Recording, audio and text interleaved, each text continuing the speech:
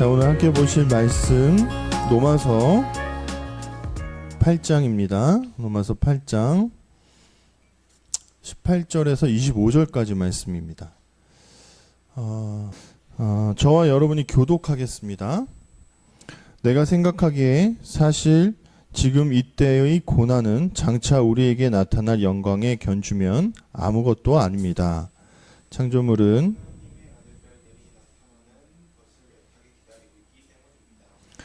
허무하게 사라질 처지 아래로 창조물이 굴복하게 된 것은 스스로 원해서가 아니라 굴복하게 하신 분 때문입니다. 이었습니다.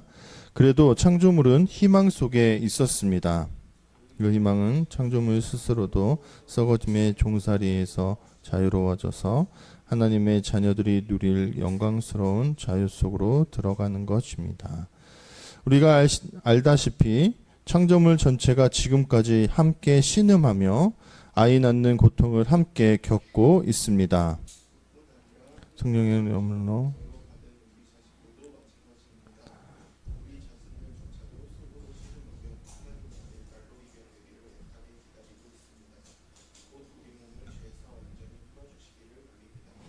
이 희망을 위해서 우리는 구원받았기 때문입니다.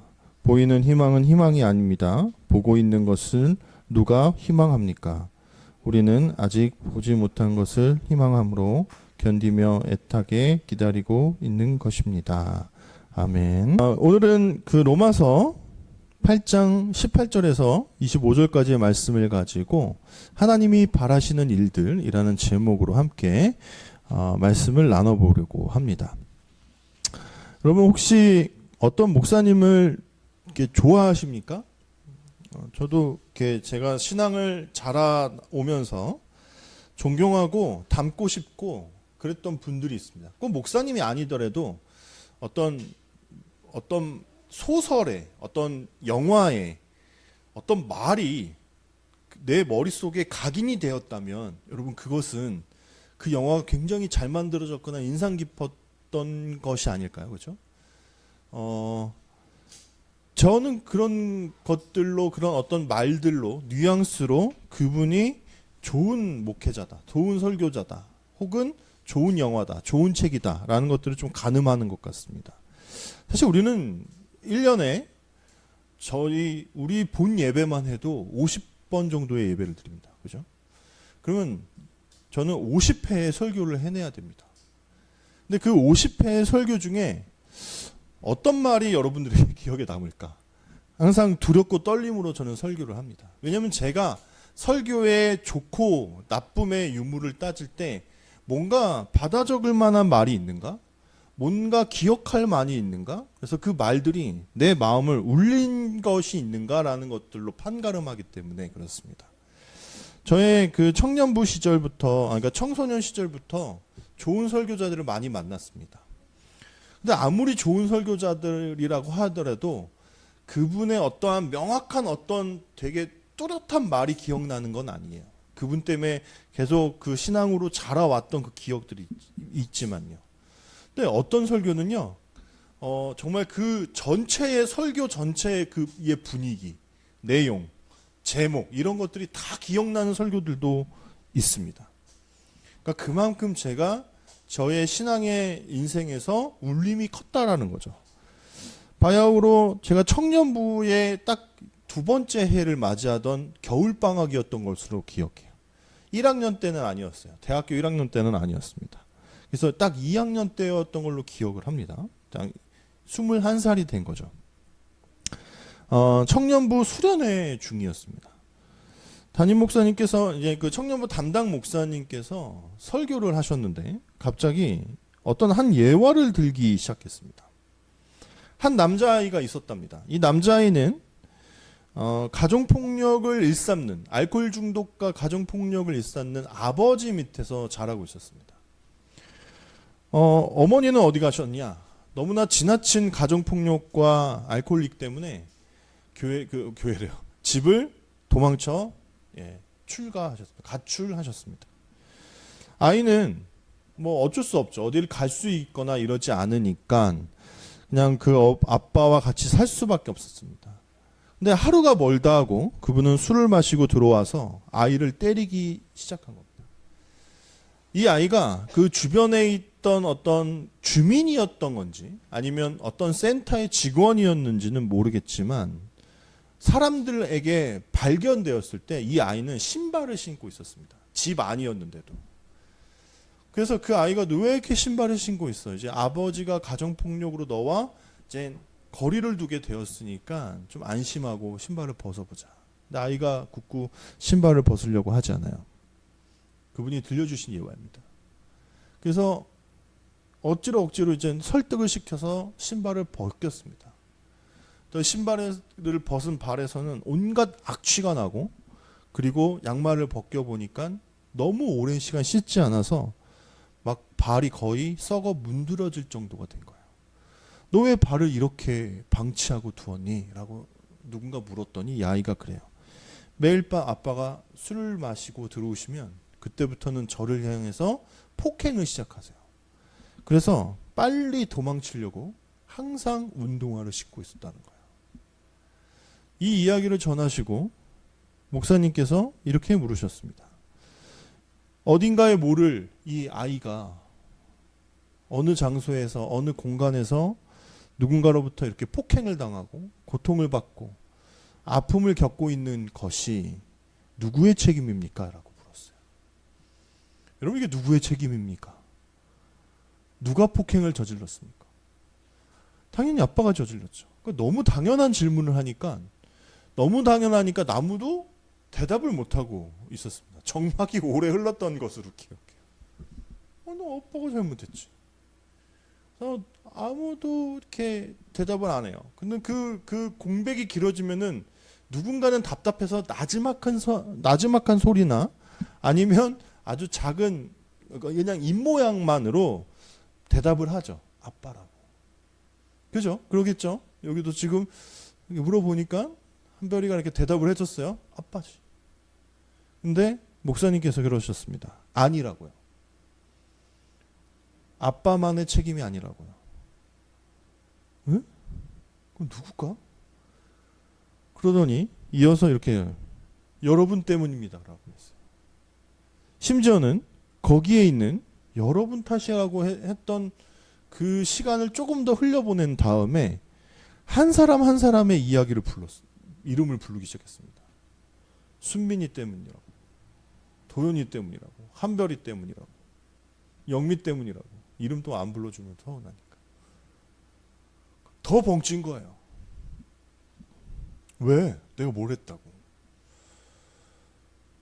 그 아이가 어딘가에서 고통받고 아파하고 있는 이유가 당신들 때문이고 나 때문이라고 얘기했습니다. 이게 수련회여서 가능했는지는 모르지만 갑자기 토론장이 되어버렸어요. 설교 때 잘 그렇게 안 하는데 목사님이 좀 그런 걸 잘 하셨거든요. 아니라고 생각한다.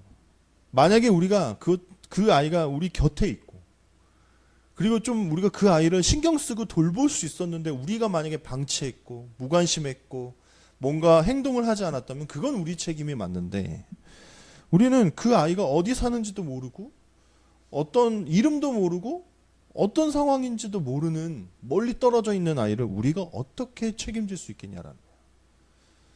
그런데 재차 강조하셨습니다. 아니라고요. 여러분 탓이고 우리 모두의 탓이라고.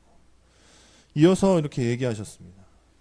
예수님께서 우리를 세상의 빛과 소금으로 부르셨고 빛과 소금의 역할을 해내라고 하셨는데 우리가 한국 기독교가 이 세계에 있는 모든 기독교인들이 그렇게 빛과 소금으로서 잘 살아내지 못해서 이 땅에서 누군가는 신음하고 있고 고통받고 있고 아파하고 있노라고 그렇게 재차 강조하셨습니다. 그래도 사실은 잘 이해가 되지 않았습니다. 아주 오랜 시간이 지난 후에 오늘 본문을 만났을 때 그리고 그때의 그 기억이 계속 떠오르면서 이것이 우리의 책임이구나라는 제 안에 답을 내렸지. 저는 그때도 사실 너무나 어안이 벙벙했고 은혜가 잘 되지 않았습니다. 여러분, 아담의 범죄 이후에 우리는 만물이 고통받고 있다는 걸 잘 알고 있습니다. 인간이 타락했기 때문에. 인간이 타락하면서 하나님과 그 단절이 이어서 무엇을 불러옵니까? 인간 대 인간의 단절을 불러왔습니다. 그렇죠? 하나님을 향해서 숨었던 인간은 어떻습니까? 자기를 도우라고 몸처럼 한 몸처럼 여기라고 했던 아내와 남편을 서로 헐뜯고 비난하는 일들이 있어요. 그리고 이어지는 가인과 아벨의 등장에는 어떤 일이 일어납니까? 서로 시기해서 가인이 아벨을 죽이는 사건이 일어나죠. 형제인데. 그러니까 인간은 계속 타락해 가기 시작했습니다. 하나님과의 단절이 인간과의 단절, 인간과의 관계의 어려움으로 불러왔습니다. 만약에 우리의 타락이 없었다면 우리는 싸우지 않을 거고, 헐뜯지 않을 거고, 질투하지 않을 거고, 욕하지 않을 거고, 뒷담화하지 않을 겁니다. 네, 이어서 또 무엇이 생겨났습니까? 아담의 범죄 이후에 타락 이후에 땅이 좋은 나무만 내던 그 에덴 동산이 뭘 내기 시작했습니까? 가시덤불을 내기 시작했습니다. 가시는 필요 없습니다. 가면 찔리고 아프고 우리가 뭔가 어딘가로 나갈 수 없게끔 만드는 그러한 식물입니다. 그런 것을 만들어내기 시작했습니다. 동물들은 서로 먹히지 않았습니다. 그런데 먹이사슬이라는 것들이 생겨나 버렸습니다. 그래서 어떤 강인하고 약함의 양육강식의 세상이 열리게 된 것은 아담의 범죄 이후입니다. 근데 오늘날에도요, 계속 그런 일들은 여러 모양으로 나타나고 있습니다. 인간의 타락으로 인해서 고통받고 있는 모습들. 우리가 읽은 18절에 이렇게 되어 있지 않습니까? 내가 생각하기에 사실 지금 이때의 고난은 장차 우리에게 나타날 영광에 견주면 아무것도 아닙니다. 우리가 지금 고난받고 있죠. 어렵죠. 힘들죠. 근데 우리만 고난받고 있는 게 아니라 자연도 계속 고난받고 있는 상태에 있습니다. 자연은 어떤 고통을 내니까 걔네도 잉태예요. 뭘 자꾸 내야 돼요. 쏟아내야 돼요. 만들어내야 돼요. 태풍에 견뎌야 되고 어떤 더위에 견뎌야 되고 이런 고통을 계속 받고 있습니다. 거기에 더해져서 인간들의 난개발, 무차별한 어떤 착취, 동식물을 지나치게 소비하고 하는 그런 현상들. 여러분 그냥 한 가지만, 탄소가 많이 발생하는 이유가 제일 가장 큰 이유가 뭔지 아십니까? 동물, 소, 가축 이런 것들을 많이 키우는 거랍니다. 그래서 소 한 마리를 줄이는 것이 자동차 몇 대를 줄이는 것보다 낫다 이런 얘기를 제가 들은 적이 있어요. 그러니까 소 한 마리가 엄청나게 많은 그 탄소를 배출하거든요. 그러니까 지구 온난화에 가축들이 큰 역할을 하고 있대요.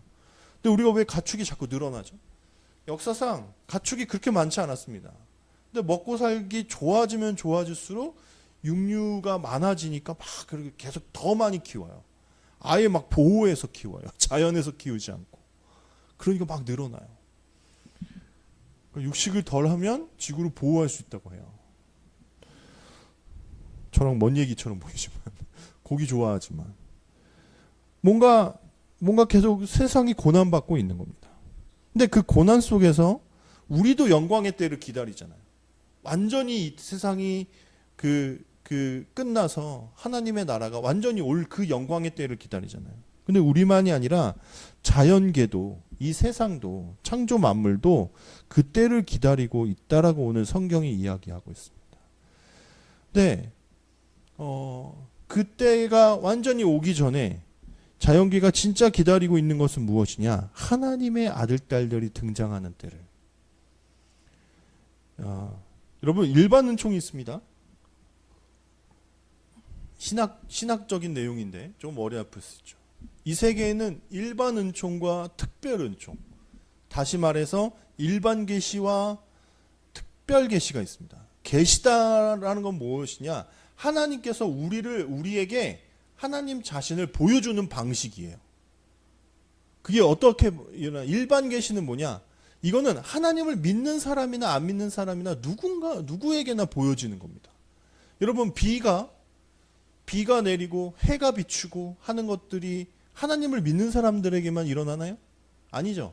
모든 사람에게 일어납니다.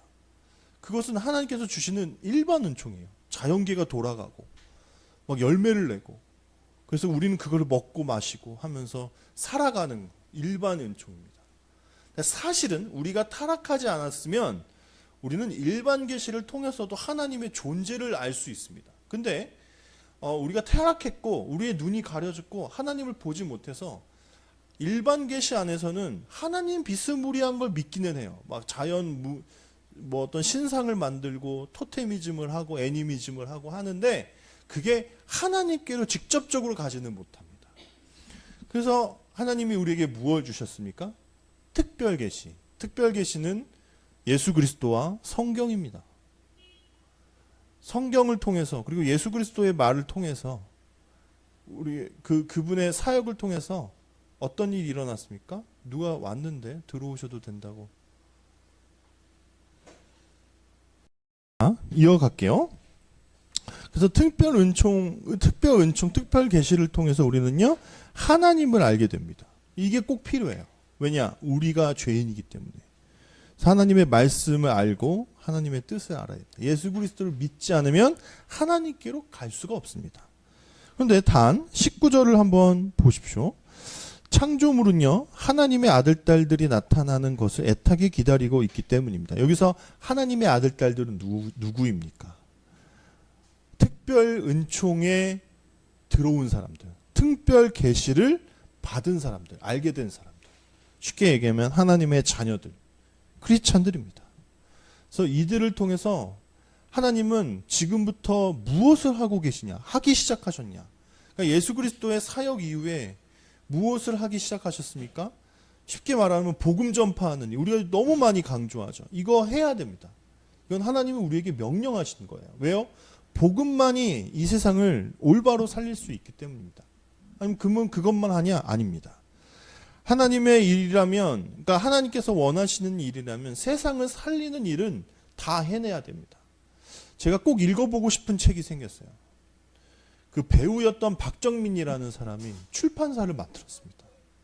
처음엔 1인 출판사로 시작해서 지금은 2인 출판사, 직원이 한 분 계신 출판사가 되었고 정말 좀 좋은 일들을 해나가려고 하는 그런 출판사를 하더라고요. 유퀴즈에 나와서 이렇게 이야기하는 걸 보고 제가 너무 감명받았습니다. 제가 남자 배우는 사실 그렇게 막 꼽아서 좋아하고 그러진 않는데 같은 남자니까요. 근데 정말 제가 좋아하는 배우였거든요. 연기도 너무 좋았고 그런데 정말 마음가짐도 너무 좋더라고요. 근데 그 출판사에서 가장 먼저 낸 책이 뭐냐면 첫 번째 나온 책이 뭐냐면 살리는 일이라는 책이에요. 그래서 제가 이걸 좀 읽어보고 설교해서 얘기해야지 하고 막 사보려고 했거든요. 근데 어제 또 강주 갔다 오고 막 이러다 보니까 살 시간은 없었어요. 그래서 제가 좀 리서치를 했어요. 이게 무슨 이야기를 한 걸까? 이 이야기는 뭐였냐면 그 책의 화자가 책을 쓴 사람이 어떻게 고양이 밥 주는 일을 한 거예요. 그러니까 고양이들이 그냥 들판에서 객사하고 뭐 이러다 보니까 그러니까 고양이 마음이 된 거죠. 근데 그 일 되게 저도 약간 좀 불편한 일 중에 하나거든요, 사실은요. 고양이들이 많아지면 좀 약간 불편한 일들이 있습니다. 괜히 혹시라도 저희 조그만 애기들 데리고 다니면 덤비진 않을까? 안 덤벼요. 걔 무서워하는데 우리 둘째가 더 고양이 같아요. 안 칼집니다. 그래서 괜찮지만 그래도 어린아이니까 괜히 불편하고 그러거든요. 그래서 굳이 고양이들 밥을 주면서까지 키워야 되나라는 생각이 나는데 그냥 그분의 눈에는 그렇게 그 동네를 돌아다니는 그 고양이가 마음에 들어왔나 봐요. 그래서 그런 일부터 시작해서 그 뒷면에 보니까 그냥 좀 더 학대받는 동물들, 그러니까 고양이에서 시작해서 그 모든 동물들을 다 돌보는 일로 확장해가는 어떤 그 삶을 다룬 것 같더라고요. 저는 잘못하는 일은 아니라고 생각합니다. 왜냐하면 이 세계는 모두가 하나님께서 주신 거기 때문에. 그래서 하나님을 믿는 사람이라면 좀 더 세상을 좋고 좋은 방향으로 살리고 하는 일로 계속 나아갈 수 있어야 됩니다. 광주에 있는 그 일도 그렇게 시작한 거죠. 학교를 좀 하고 싶은데 처음에는 이분들은 계속 무엇을 생각했냐면 우리나라에 될 생각한 거예요. 그런데 그러니까 그 어떤 일들을 만나려고 애쓰면서 찾아다녔대요. 지금 저희 모습 같죠. 뭔가 일을 하고 싶어서 막 찾고 있는데 찾아지지 않잖아요. 근데 진짜 열심히 찾아다녀요. 매주 몇 주 동안 계속 막 전국 방방곳곳을 다니면서 뭔가 학교를 할 만한 일이 없을까 하고 찾아다녔대요. 엄청난 정말 열심히 특심이십니다. 그러다 광주에 이주노동센터 공동체를 보내서 이미 예전부터 성인들을 대상으로 이주노동자들을 대상으로 예배하고 그런 일들이 있었거든요. 근데 거기서 연락이 온 겁니다. 거기 그런 교회 중에 하나가 연락이 온 거예요. 그들의 자녀가 있는데 그 아이들을 데리고 학교를 해보지 않겠냐. 제가 어제 같이 밥 먹으면서 우리 한별이랑 도윤이랑 같이 애들 사이에서 밥 먹었거든요. 근데 옆에 있는 애들한테 제가 넌지시 물어봤어요. 학교 끝나면 뭐 하냐고요. 센터를 간대요. 신발 주머니만 놓고 센터를 가서 시간을 보낸대요. 거기에 계신 노동자들은 대부분 공장에서 열악한 환경에서 그리고 근무 시간도 짧지 않고 오래 일하시는 분들이니까 아이들이 많이 방치되어 있어요. 그래서 그 아이들은 돌봄이 필요합니다. 그냥 무조건적인 돌봄이 필요해요. 그래서 그 아이들을 교회가 맡아서 해줘야겠다. 그래서 처음에 8명 베트남 아이들, 베트남 배경이 대부분인 아이들 8명을 데리고 그냥 그 아이들을 좀 지켜주자. 그냥 좀 방과 후를 좀 보존해주자. 주말을 좀 책임져주자. 뭐 이렇게 시작된 겁니다. 근데 그 일이 2학기 만에 목사님 너무 웃겨요. 뭔가 지금은 그 일을 되게 멋있고 당당하게 해내고 있는 분이어서 정말 존경하는데 그분이 그랬대요. 아, 나 이거 한 학기만 하고 말아야지. 한 학기만 할 거야. 한 학기만 할 거야. 왜냐면 뭔가 뭐 환경도 막 완전 지하실에서 하고 있고 그러니까 이거 못하겠다 했대요. 한 학기만 해야지. 근데 2번째 학기 한 학기를 하고 났는데 제발 다음 학기를 또 해달라고 그 엄마들이 부탁을 하더래요. 그래서 왜 그렇게 될까? 그랬더니 2학기 만에 2번째 학기에 20명이 왔답니다. 이 이주 노동자들은 그 네트워크가 너무 잘 돼 있어서 저한테도 어제 그 얘기 하시더라고요. 아마 거기에도 그 근처에도 한 가정만 어떻게든 연결이 되면 한 6, 7가정은 그냥 딸려올 거라고. 그러면서 그렇게 시작한 일입니다. 그래서 안태훈 목사님도 거기서 봉사를 하셨는데 어떤 아이가 1학년 아이인데 처음에 그 학교를 올 때 되게 어두웠대요. 근데 자기가 오래간만에 가서 이렇게 보니까 그 아이가 몇 개월 만에 그 학교 안에서 되게 밝아져 있는 거를 발견한 겁니다. 그 일을 하고 싶은 거죠. 뭔가 세상을 살리고 세상을 좀 더 하나님이 보시기에 좋은 그런 세상으로 조금씩 바꿔나가는 그 일을 우리는 하고 싶은 겁니다. 그런데요, 여러분, 우리가 꼭 해야 될 것이 있습니다. 뭐냐? 거기에 우리는 희망을 전해 주어야 됩니다. 희망을 빠뜨리면 안 됩니다. 여러분, 우리가 읽었던 24절과 25절 되어 있습니다. 희망이 좀 여기서 21절서부터 등장합니다. 그 희망은 창조물 스스로도 썩어짐의 종살이에서 자유로워져서 하나님의 자녀들이 누릴 영광스러운 자유 속으로 들어가는 것입니다. 자연 만물도 뭘 기다리냐? 하나님의 아들들도 들어갈 그 영광 속으로 우리도 들어갈 수 있겠구나 하면서 희망을 가지고 기다린대요. 그 희망은 어디서부터 왔습니까? 예수 그리스도로부터 시작된 겁니다. 예수님께서 죽지 않으셨다면, 예수님께서 이 땅에 구원을 가지고 오시지 않았다면 우리뿐만 아니라 이 자연 만물도 절대로 그 마지막 때의 영광을 볼 수 없을 겁니다. 그래서 저는 꼭 예수님이 소개되어져야 된다고 생각해요. 여러분, 저는요, 기본 생존권을 위해서 애쓰는 사람들을 뭐 타부시하거나 그분들은 잘못하고 있다라고 얘기하는 건 아닙니다. 저도 NGO 단체에서 일합니다. 하지만 그것에 멈추어서는 안 된다는 겁니다. 아무리 그들이 뭐 식량을 지원받고 어떤 복지의 혜택을 받고 한다고 할지라도 결국에 와서 그들에게 예수 그리스도의 이름이 들려지지 않으면 그들은 최후 희망, 정말 그들의 인생에서의 마지막 보루, 예수 그리스도의 이름을 못 듣는 것이 되지 않습니까? 반드시 우리가 행하는 어떤 선행, 우리가 행하는 어떠한 도움, 베푸는 어떤 복지, 이거 뒤에는 예수 그리스도의 이름이 반드시 드러나야 된다고 저는 생각을 합니다. 왜요? 예수 그리스도의 이름을 말하지 않고는 그들은 참된 희망을 경험할 수 없기 때문입니다. 하나님의 자녀들이 있는 곳에 자유가 선포되어져야 되고 희망이 품겨져야 됩니다. 그래서 그들이 정말 이 땅에서의 어떤 사라질 희망, 어떤 한계를 가진 희망에 국한되어 있는 것이 아니라 우리에게는 아무것도 없고 부족한 것이 너무 많지만 그럼에도 불구하고 예수 그리스도의 이름 때문에 내가 이 땅을 살아갑니다라고 고백할 수 있는 그러한 상태에 이르러야 한다라는 겁니다. 그리고 만물과 또 이 땅에서 고통받는 사람들은요, 은연중에 그런 희망을 기다리고 있어요. 그들은요, 자기들도 몰라요. 내가 진짜 바라야 되고 내가 진짜 필요한 희망과 어떤 구원이 무엇인지 그들은 모릅니다. 하지만 그들이 진짜 기다리는 것은요, 그 희망이래요. 아이러니인데 그들은 그 희망, 그 구원이 필요한 상태입니다. 함께 걷는 교회는 무엇을 해야 됩니까? 함께 걷는 교회는 살리는 일을 해야 됩니다. 소망이 없고 외로워하고 지쳐있고 뭔가 한 끼의 식사를 해결할 수 있어야 되는 어떠한 그런 지경에 이르는 사람들이 우리 품 안에서 그런 도움들을 받고 예수님을 만나는 일들을 우리는 해 나가야 됩니다. 마지막으로 어제 깨달았던 것은 그런 겁니다.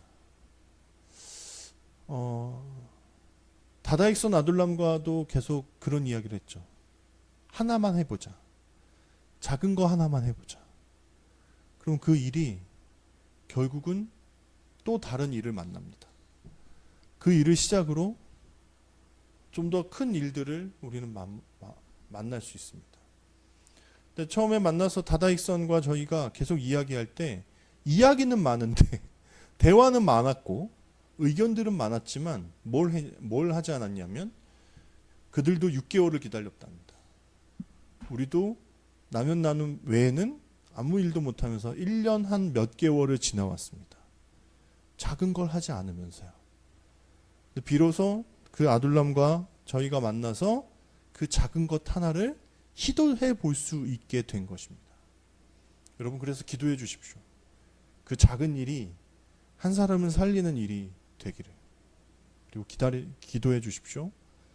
그래서 그 작은 시작이 더 많은 사람들을 살려내는 일로 성장해 나가도록 기도해 주셨으면 좋겠습니다.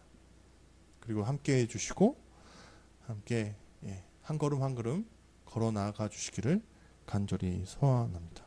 이 일이 하나님이 정말 우리에게 바라시는 일이고 우리를 먼저 부르신 그 부르심의 이유임을 알고 한 걸음 한 걸음 걸어 나가시기를 간절히 소원합니다.